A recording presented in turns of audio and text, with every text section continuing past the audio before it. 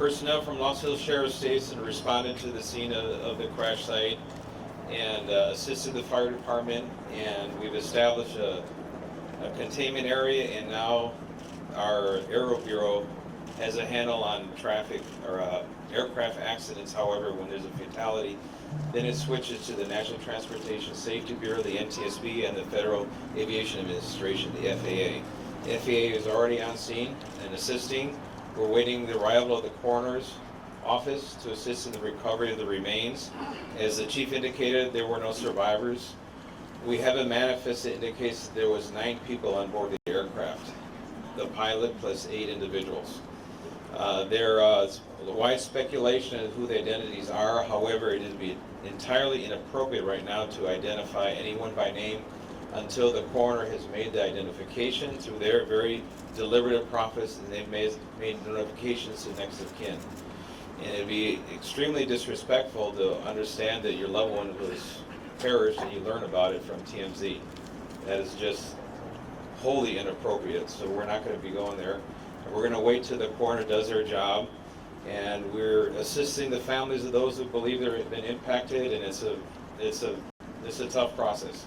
And our hope goes out to all of the members who were on board, all the family of everyone who was on board this aircraft, and God bless their souls.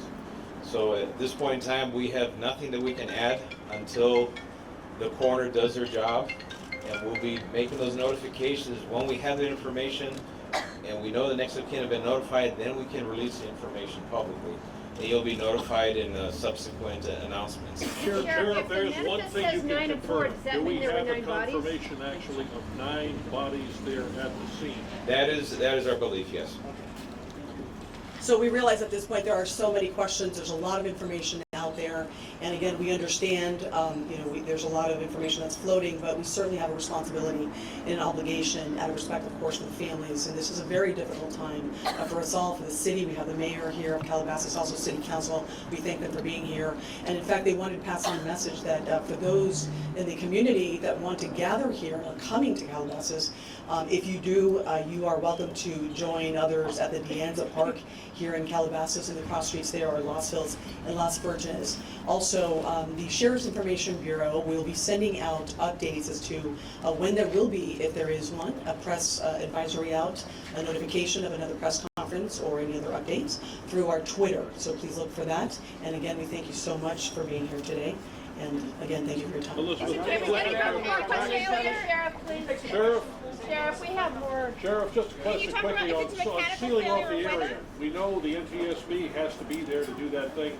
Is the public going to be able to get anywhere nearby, or is the stretch of Las Virgenes going to be shut down for an indeterminate period of time? It remains shut down for indefinite. Is it How really big true of an that area? Any idea? still on Enough site? to keep it. Can you confirm there was heavy fog in the area?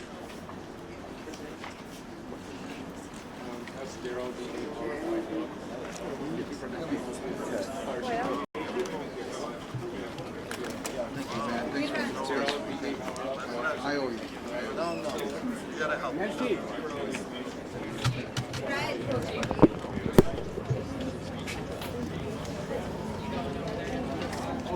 Unless you want to pay me US dollars. Not pesos? Hello, Julie. I have a suitcase full of pesos. I called Rick and said, do you need any calls? He said, well, put your passes Whether they're still on.